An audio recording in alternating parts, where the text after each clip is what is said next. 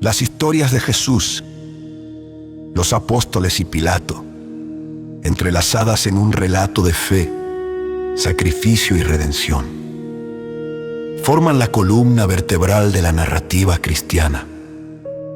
Jesús, arrestado, juzgado y crucificado bajo el gobierno de Poncio Pilato, es visto como el acto supremo de sacrificio y redención. ¿Sabías que Pilato, intentando evadir la responsabilidad, se lavó las manos ante la multitud, simbolizando su intento de desligarse de la decisión de crucificar a Jesús? Sin embargo, su vida posterior estuvo marcada por la controversia y la condena, terminando en un destino incierto y lleno de misterio. Los apóstoles, siguiendo los pasos de Jesús, también enfrentaron persecución y martirio, manteniendo su testimonio hasta el final. Estos actos de valentía y fe no solo inspiraron a sus contemporáneos, sino que siguen siendo un faro de esperanza y fortaleza para millones de personas hoy en día. La propagación del cristianismo se cimentó en la vida, muerte y resurrección de Jesús. Su enseñanza sobre el amor, el perdón y la redención movió a sus seguidores a difundir el Evangelio por todo el mundo. Tras la resurrección y ascensión de Jesús, los apóstoles asumieron la misión de hacer discípulos en todas las naciones, enfrentando peligros inimaginables y sufriendo martirios que estremecerían a cualquier persona. Pilato, una figura central en la crucifixión de Jesús, representa la injusticia y la política de la época. ¿Te has preguntado alguna vez cómo el gobernador romano, atrapado entre la presión del pueblo y sus propias dudas, terminó su vida después de ese fatídico día? A través de la voluntad divina, el sacrificio de Jesús y el martirio de los apóstoles fortalecieron y expandieron la fe cristiana. Estas historias inspiradoras nos invitan a descubrir los misterios y las verdades profundas que subyacen en los eventos que cambiaron el curso de la historia. No solo son testimonios históricos y tradicionales, sino también poderosos recordatorios de la resiliencia y la esperanza que la fe puede brindar.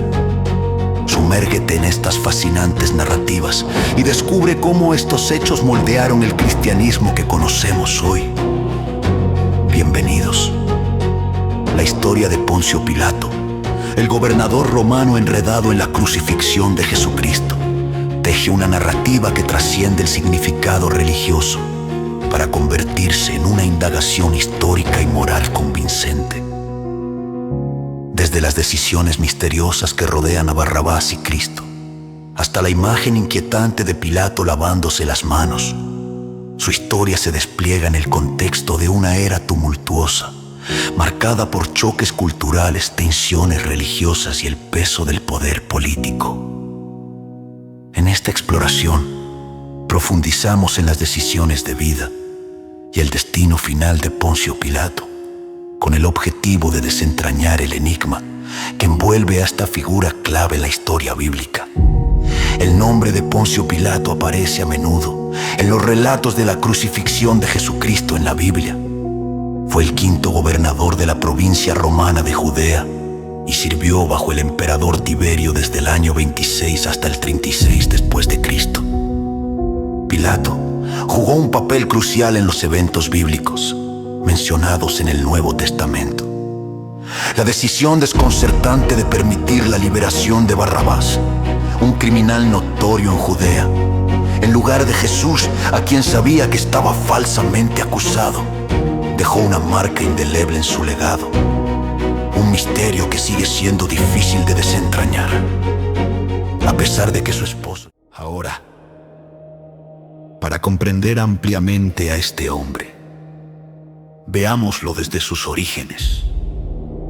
El Imperio Romano conquistó y ocupó la región de Judea en el año 63 a.C., poniéndola bajo el dominio romano. Esta ocupación fue resentida por muchos judíos que se oponían a la dominación extranjera y anhelaban la independencia política. Los romanos eran politeístas, adorando a muchos dioses, mientras que los judíos eran monoteístas creyendo en un solo Dios. Esta división cultural y religiosa llevó a choques de creencias y prácticas.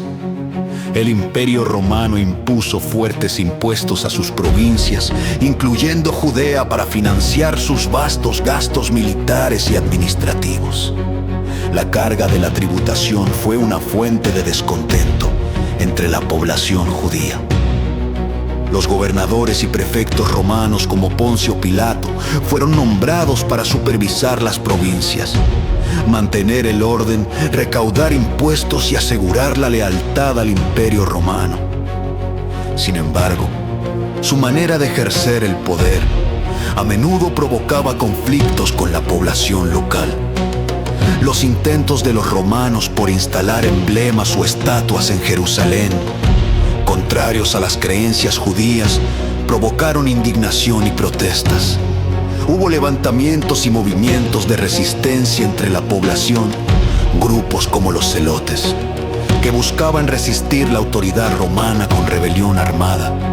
En medio de esta tensión, Pilato fue designado prefecto de Judea, responsable de mantener la paz en una tierra dividida por la religión, la política y la esperanza mesiánica. Su mandato sería recordado como uno de los más controvertidos en la historia del imperio. La vida temprana de Poncio Pilato no está extensamente documentada. Los registros históricos ofrecen poca información sobre sus orígenes, pero lo que se sabe proviene de referencias en textos antiguos y los relatos del Nuevo Testamento. Pilato nació alrededor del año 26 a.C., en el seno de una familia del orden ecuestre romano, una clase social por debajo de la senatorial, pero aún parte de la élite del imperio. Se cree que nació en el centro de Italia. Su educación y carrera temprana son poco conocidas, aunque su ascenso se atribuye a conexiones políticas influyentes que lo llevaron al servicio público. A través de su lealtad a Roma y sus contactos estratégicos, Pilato alcanzó el cargo de prefecto de Judea, gobernando aproximadamente del año 26 al 36 después de Cristo. Como prefecto, compartía poder civil y religioso con la asamblea judía del Sanedrín, compuesta por ancianos y líderes religiosos.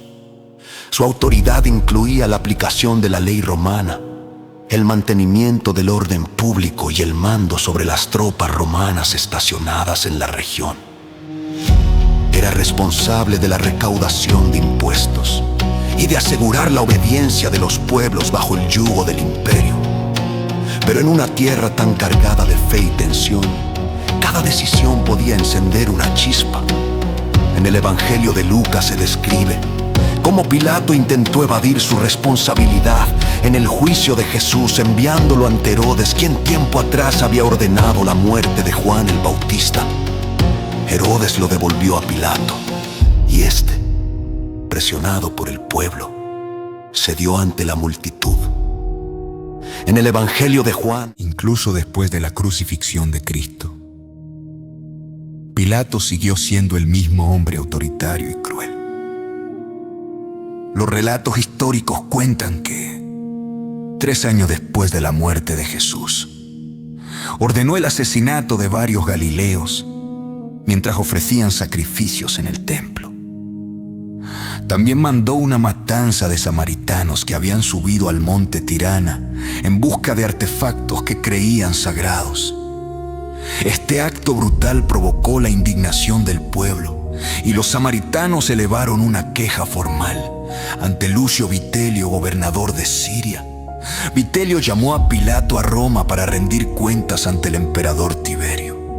Pero cuando Pilato llegó a la capital, Tiberio había muerto. Era el año 37 después de Cristo y el nuevo emperador Calígula no mostró interés en juzgarlo. Pilato fue destituido de su cargo y enviado al exilio en la región de la Galia, lo que hoy conocemos como Francia. El historiador Eusebio, en su obra Historia de la Iglesia, relata que Pilato, atormentado por la culpa y consumido por la desgracia, terminó quitándose la vida.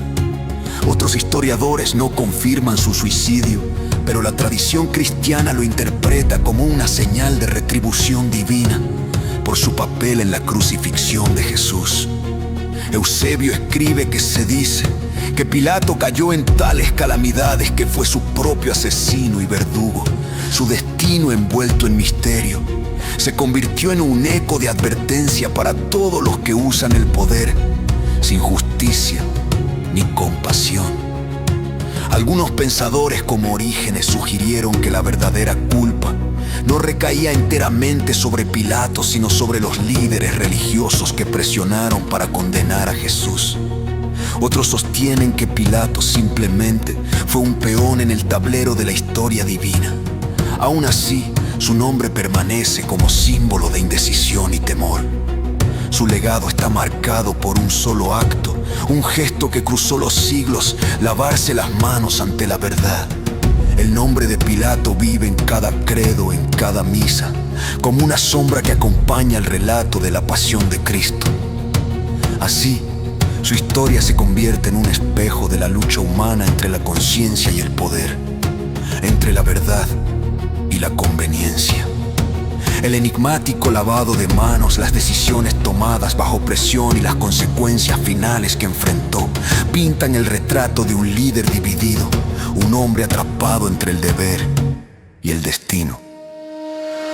La historia de Poncio Pilato es una lección intemporal sobre la fragilidad moral del poder y la eterna necesidad de redención. Hoy nos sumergiremos en una de las semanas más trascendentales y profundas de la historia de la humanidad, la última semana de Jesús de Nazaret. No es simplemente el relato de unos días en la vida de un hombre, sino la crónica de un momento que dividió el tiempo, que desafió al poder establecido y que mostró el amor en su máxima expresión, culminando con el acto más sublime de redención. Esta semana, conocida en la cristiandad como la Semana Santa, marca el punto más alto de la narrativa cristiana, un periodo de profunda reflexión y conmemoración. Acompáñame en este viaje a través del tiempo, aquellos días llenos de esperanza, traición, sufrimiento y triunfo. Nos adentraremos en el corazón de Jerusalén, palpitante bajo el peso de la ocupación romana, testigo de un acontecimiento que cambiaría para siempre la historia de la humanidad. Exploraremos los contrastes que rodean a esta figura central: un rey sin corona, un salvador que abraza el sufrimiento, un maestro cuyo mensaje. Jesús de Nazaret, acompañado por sus discípulos, se encuentra en un momento de transición, al borde de una semana que marcará la culminación de su misión terrenal. Ese sábado, Jesús y los suyos se hospedan en Betania, un pequeño pueblo de paz y amistad, donde viven Lázaro, Marta y María.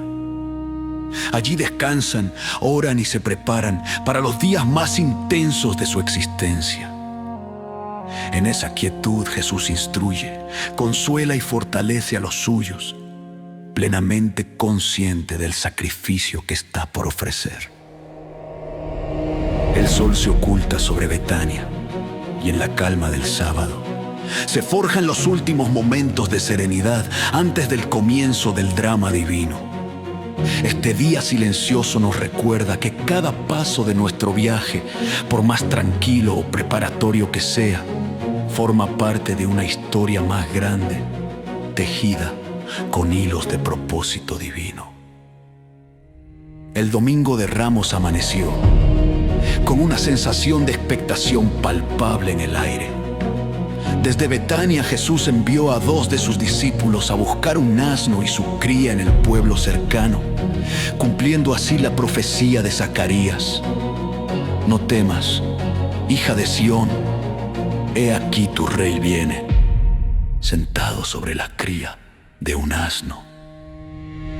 Este acto simbólico reafirmaba su mesianismo y contrastaba con las entradas triunfales de los conquistadores terrenales que llegaban montados en caballos de guerra. Jesús eligió la humildad. Un rey que viene en paz. Al acercarse a Jerusalén, la multitud comenzó a crecer. Personas que habían oído hablar de sus milagros y enseñanzas se reunieron llenas de fe y esperanza. Los seguidores extendieron sus mantos en el camino y cortaron ramas de los árboles, palmas de victoria y paz, para esparcirlas ante él. Hosana, gritaban con júbilo, bendito el que viene en nombre del Señor. Hosana en las alturas. Era un momento de alegría y fervor, pero también de profunda ironía, porque aquellos que lo aclamaban como rey no comprendían el tipo de reino que él venía a establecer. Su trono sería una cruz, su corona de espinas y su reino no de este mundo. Aún así, la ciudad se llenó de luz, un respiro antes de la tormenta que se avecinaba. Así comenzó el Domingo de Ramos, el inicio de la Semana Santa, un día de triunfo y profecía cumplida. Al caer la tarde, Jesús observó el bullicio del templo y decidió retirarse nuevamente a Betania, buscando calma y oración. Esa decisión de apartarse por un momento mostraba su serenidad y su propósito: prepararse espiritualmente para el sacrificio que estaba por venir. El Domingo de Ramos marca el contraste entre la aclamación pública y el camino del sacrificio. Jesús no buscó el poder terrenal, sino el cumplimiento del amor divino. Su entrada en Jerusalén fue el comienzo del viaje hacia la redención, una marcha no de conquista, sino de entrega. El aire estaba lleno de esperanza, pero también de un destino inevitable. El rey había entrado en su ciudad y el mundo nunca volvería a ser el mismo. Al amanecer del lunes, tras una noche de reflexión en Betania, Jesús y sus discípulos regresaron hacia Jerusalén. En el camino, sintió hambre. A lo lejos vio una higuera frondosa y se acercó buscando fruto. Pero el eco de sus palabras retumbó en los muros del templo y en los corazones de quienes lo escuchaban. Su ira no era humana sino santa, una defensa de la pureza espiritual frente a la corrupción del alma. La multitud quedó maravillada ante su valentía y autoridad, pero las autoridades religiosas, temerosas de perder su poder, decidieron detenerlo.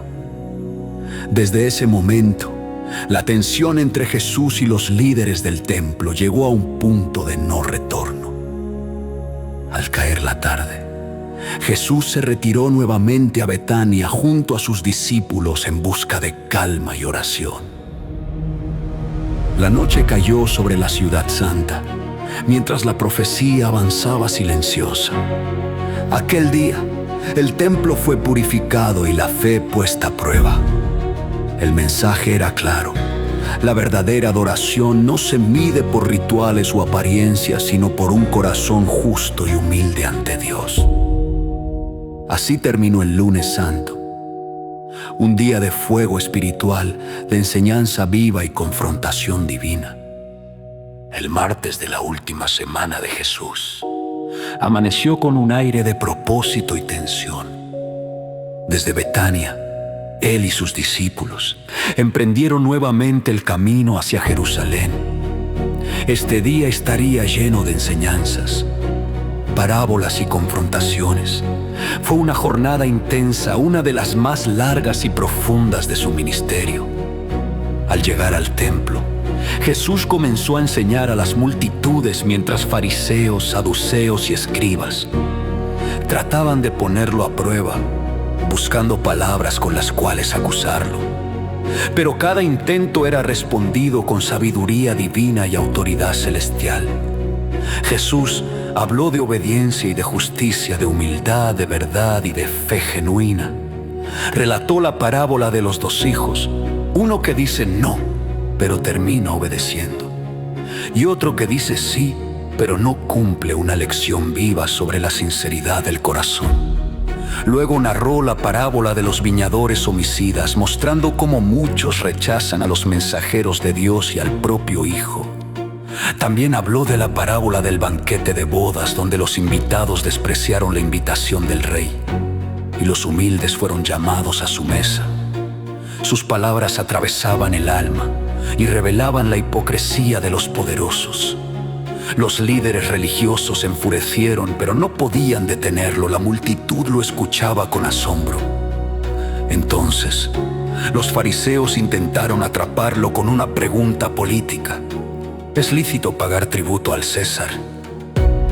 Jesús, con serenidad divina, respondió: dad al César lo que es del César, y a Dios lo que es de Dios. Una respuesta que trascendió el tiempo y aún resuena como verdad eterna. Más tarde, un escriba le preguntó: Maestro, ¿cuál es el gran mandamiento de la ley? Y Jesús respondió con claridad: amarás al Señor tu Dios con todo tu corazón, con toda tu alma y con toda tu mente, y amarás a tu prójimo como a ti mismo. Toda la ley y los profetas se resumen en ese mandamiento. Mientras enseñaba, profetizó la destrucción del templo y habló de los tiempos por venir, del retorno del Hijo del Hombre y de la necesidad de estar preparados. Al final del día, Jesús y sus discípulos salieron de Jerusalén y regresaron a Betania. Era un retiro no solo físico, sino espiritual. El silencio de la noche los envolvía mientras las palabras del Maestro seguían resonando en sus corazones. El martes santo fue un día de sabiduría. ¿Qué me daréis si os lo entrego?, preguntó. Ellos le ofrecieron 30 piezas de plata. Y desde ese momento buscaba la ocasión para entregar a su maestro.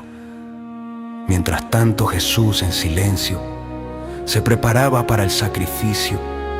El miércoles santo es un día de reflexión profunda, un día que nos habla de la traición, pero también del perdón, del contraste entre la lealtad y la debilidad humana. Judas representó la sombra del corazón, pero Jesús, incluso sabiendo lo que venía, siguió amando. El silencio de Betania se convierte en símbolo de espera, una pausa antes del drama divino. Jesús sabía lo que iba a suceder y aún así permaneció en paz. Este día nos enseña que el amor verdadero no huye del dolor, sino que lo abraza para transformarlo en redención. Así concluye el miércoles santo, entre el susurro de la traición y la serenidad de la obediencia divina. El jueves santo marca uno de los momentos más intensos y conmovedores de la última semana de Jesús. Un día lleno de enseñanzas, de humildad y de amor llevado hasta el extremo.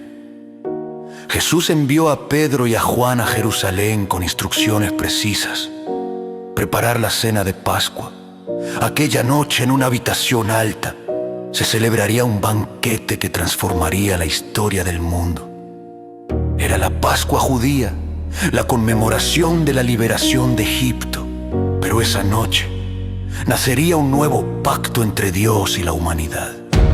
Jesús, sabiendo que su hora había llegado, se sentó a la mesa con los 12. Y antes de partir el pan, se levantó, tomó una toalla y comenzó a lavar los pies de sus discípulos. El maestro se hizo siervo. Pedro, confundido, se resistió. Pero Jesús le dijo: si no te lavo, no tendrás parte conmigo. El acto más humilde se convirtió en la lección más grande. El que quiera ser el mayor, que sea el servidor de todos. Luego, de pie ante el pan y el vino, Jesús instituyó la Eucaristía. Tomó el pan, lo bendijo y dijo: esto es mi cuerpo, que por vosotros es dado, haced esto en memoria de mí. Después tomó la copa y dijo: esta es mi sangre, sangre del nuevo pacto que será derramada por vosotros. En ese momento, la cena se convirtió en símbolo eterno de entrega y redención. Pero entre ellos estaba también el traidor. Jesús, con el corazón lleno de compasión, Miró a Judas y le dijo: lo que vas a hacer, hazlo pronto. La tensión llenó el aire. La oscuridad comenzaba a extenderse. Terminada la cena, Jesús y sus discípulos salieron al huerto de Getsemaní, un lugar de quietud bajo el manto de la noche. Allí, entre los olivos, el Hijo del Hombre se postró en oración. Padre, si es posible, pasa de mí esta copa, pero no se haga mi voluntad sino la tuya. Su sudor caía como gotas de sangre. Era la lucha del alma humana ante el peso del destino divino. En ese momento de agonía, llegó Judas acompañado por una multitud armada con espadas y antorchas, y con un beso lo traicionó. Jesús fue arrestado. Sus discípulos huyeron. El silencio del huerto se quebró. La pasión había comenzado. El Jueves Santo nos recuerda que el amor verdadero se expresa sirviendo, perdonando y entregándose hasta el final.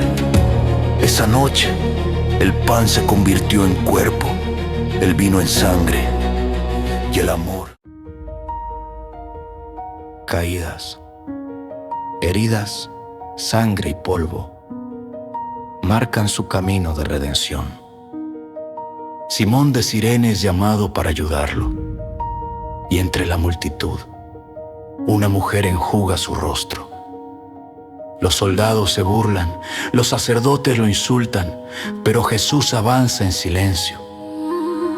Al llegar al Calvario, clavan sus manos y sus pies. El madero se alza contra el cielo y la tierra tiembla. El dolor es infinito, pero su amor aún más. Padre, perdónalos, porque no saben lo que hacen. El cielo se oscurece al mediodía. Las tinieblas cubren la tierra durante 3 horas. A las 3 de la tarde, Jesús alza su mirada al cielo y pronuncia sus últimas palabras. Consumado es. Padre, en tus manos encomiendo mi espíritu. Entonces, inclinó la cabeza y murió. El velo del templo se rasgó en 2, la tierra tembló, y el centurión romano exclamó: verdaderamente, este hombre era hijo de Dios. José de Arimatea, hombre justo y valiente, pidió el cuerpo de Jesús y lo colocó en una tumba nueva, sellada con una gran piedra. El día terminaba en silencio, mientras los discípulos, ocultos y temerosos, lloraban en la oscuridad.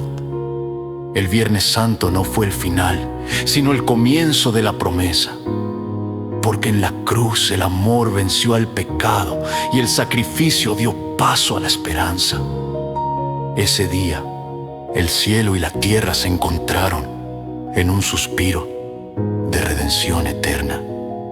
El Sábado Santo amaneció en silencio. Jerusalén parecía contener la respiración, envuelta en una calma pesada, como si el mismo cielo llorara.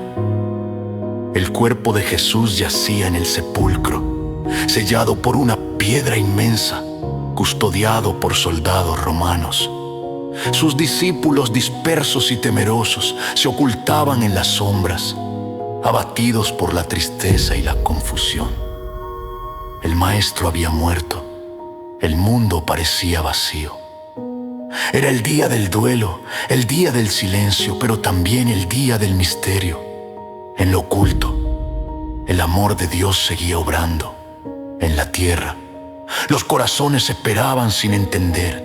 En el cielo, la promesa comenzaba a cumplirse. Las mujeres preparaban ungüentos y aromas esperando el amanecer del primer día de la semana, para ir a honrar el cuerpo del Señor. Entre el dolor y la fe, sus almas permanecían firmes, aferradas a la esperanza.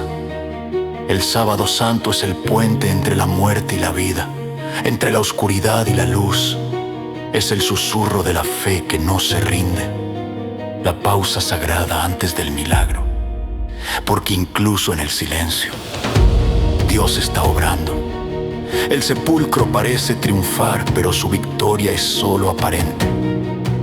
La piedra aún no ha sido movida, pero el amanecer ya se aproxima.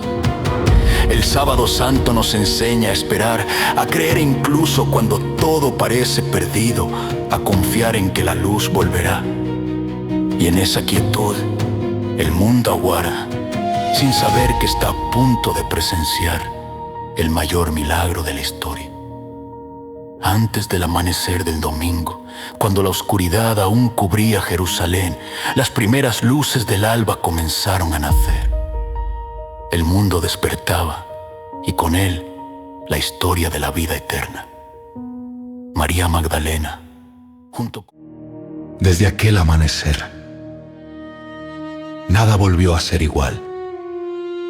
El sol se alzó sobre Jerusalén, y con él el mensaje eterno. Cristo vive. Y en su resurrección, la humanidad entera encontró esperanza, redención y eternidad. Tras la resurrección y ascensión de Jesús, los apóstoles quedaron con un propósito claro: llevar su mensaje al mundo. 12 hombres comunes, transformados por el poder del amor divino, se convirtieron en pilares de la fe cristiana. Ellos, que habían caminado junto al Maestro, ahora caminarían solos, guiados por el Espíritu Santo. Cada uno partió hacia diferentes tierras, extendiendo la palabra de vida en medio de la persecución y el peligro. Pedro, el pescador hecho roca, se convirtió en la voz y guía de la iglesia. Predicó con valentía en Jerusalén y luego en Roma, donde moriría crucificado cabeza abajo, por considerarse indigno de morir como su Señor. Santiago, el hijo del trueno, fue el primero de los apóstoles en ser martirizado, ejecutado a espada en Jerusalén. Su sangre fue semilla de fe. Andrés, el hermano de Pedro, llevó el evangelio a Grecia. Allí fue crucificado en una cruz en forma de X, predicando hasta su último aliento. Juan, el discípulo amado, no conoció el martirio, pero fue exiliado a la isla de Patmos, donde recibió las visiones del Apocalipsis. Felipe predicó en Asia Menor y Grecia, y fue crucificado por proclamar a Cristo. Bartolomé llevó el evangelio hasta la India y Armenia. Allí fue torturado y desollado vivo, pero su fe no se quebró. Tomás, el que dudó, viajó hasta la India, donde fundó comunidades cristianas y fue atravesado por una lanza por su testimonio. Mateo, el antiguo recaudador de impuestos, dedicó su vida a la predicación y escribió el evangelio que lleva su nombre. Murió como mártir, proclamando la verdad. Santiago el menor, líder en Jerusalén, fue arrojado desde lo alto del templo y apedreado por confesar a Cristo. Simón el celote y Judas Tadeo predicaron juntos en Persia, donde fueron martirizados por su fe. Y Judas Iscariote, el traidor, terminó su vida consumido por el remordimiento. 12 hombres, 12 destinos, un solo mensaje: el amor que da la vida por los demás. Sus caminos fueron de sacrificio y gloria. Sus voces, apagadas por el mundo, siguen resonando a través de los siglos.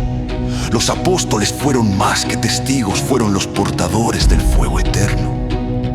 El fuego que nació en Jerusalén y aún arde en los corazones de quienes creen. Así el cristianismo se expandió no por la espada, sino por la fe, la esperanza y el poder transformador del amor.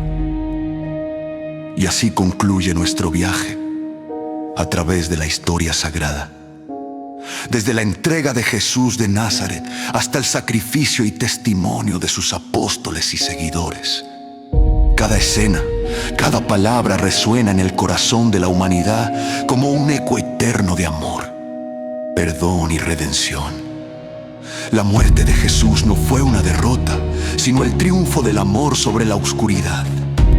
Su resurrección marcó un nuevo amanecer, un pacto de esperanza que aún ilumina los caminos del alma.